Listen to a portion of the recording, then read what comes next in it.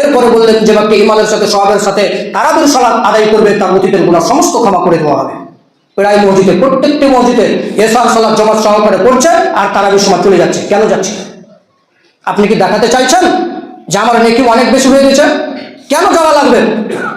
কোনো কাজ নেই, শুধু যে মানুষগুলো চলে যাচ্ছে ওরা দোকানে আড্ডা পিটছে, ওদের কোনো কাজ নেই, এমনি অযথায় চলে যাচ্ছে, আর ওদের কারণে বাচ্চারাও চলে যাচ্ছে। আমি একটা কথা বলেছিলাম যে সর্বপ্রথম বড় যারা ওরাই মহাল খারাপ করে, যারা দায়িত্ব পালন করেছে, যারা দায়িত্ব রয়েছে ওরাই আগে মহাল খারাপ করে, তারপরে বাকিরা মহাল খারাপ করে। আসলে বড়রা মহাল তখনই খারাপ করেছে যখন বড়রা চলে গিয়েছে, তখন ছোটরা গিয়েছে। মানে সমাজকে নষ্ট করেছে, বড় দিয়ে সমাজ নষ্ট হয়েছে, ছোট দিয়ে সমাজ নষ্ট হয়নি। বড় দিয়ে সমাজ নষ্ট হয়েছে, ছোট দিয়ে সমাজ নষ্ট হয়নি। ছোটরা সমাজকে নষ্ট করেনি, বড়রা সমাজকে নষ্ট করেছে। অতএব মনে রাখবেন, আগে আপনাকে সতর্কতা অবলম্বন করতে হবে, তারপরে ছোটরা সতর্কতা অবলম্বন করবেন। বড়রা যদি সতর্কতা অবলম্বন না করে, ছোটরা সতর্কতা অবলম্বন করবে না। আপনি যদি ছোটকে স্নেহ না করেন, আপনি ছোটকে যদি ময়া না করেন, আপনার 5 পয়সা দাম দেবে না ছোটরা। আজকে ছোটদেরকে স্নেহ করা হয় না, ময়া করা হয় না, দয়া করা হয় না, এর কারণে আপনাকে আপনার কথা মূল্যায়ন করে না, আপনাকে গালিগুলোজ করে। আসলে আপনি তাকে স্নেহ করলে আপনার প্রতি তার মহব্বত, ভালোবাসা বৃদ্ধি পাবে। আমরা বলছিলাম সলাৎটাকে আগে ঠিক করবেন, তারপর রমাজানের শ্যাম পালন করলে ঠিক হবে। কেউ তারাবির সালাত, এশার সালাত করে কেউ যাবে না, তারাবির সালাত করবেন, তারাবির সালাত পড়েই যাবেন, তারাবির সালাত পড়েই যাবেন। আপনি কি করবেন অযথা? আল্লাহ সুবহানাহু ওয়া তাআলা তারাবির সালাত আদায় করলেন, সমস্ত গুনাহকে আল্লাহ সুবহানাহু ওয়া তাআলা ক্ষমা করে দিবেন।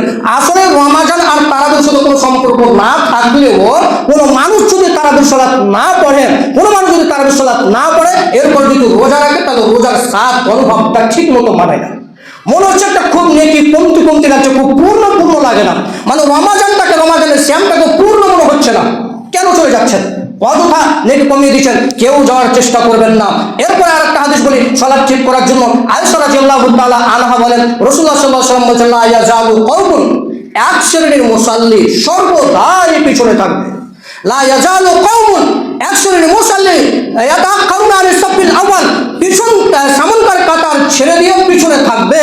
আল্লাহ সুবহানাহু ওয়া তাআলা বলেন, হাত্তা ইউআখিরুহুমুল্লাহু ফিন নার, আল্লাহ সুবহানাহু ওয়া তাআলা এদেরকে জাহান্নামে দিবেন। তাহলে বলেন, যারা সর্বদা অলসতা করে বা আরো কোনো কাজ করে সামন কাতারকে ছেড়ে দিয়ে সর্বদাই পিছনে থাকবে, সর্ব অবস্থায় পিছনে থাকবে, আল্লাহ সুবহানাহু ওয়া তাআলা রাসূল বলেছেন, হাত্তা ইউআখিরুহুমুল্লাহু ফিন নার, আল্লাহ সুবহানাহু ওয়া তাআলা তাদেরকে জাহান্নামে দিবেন সালাত আদায় করে।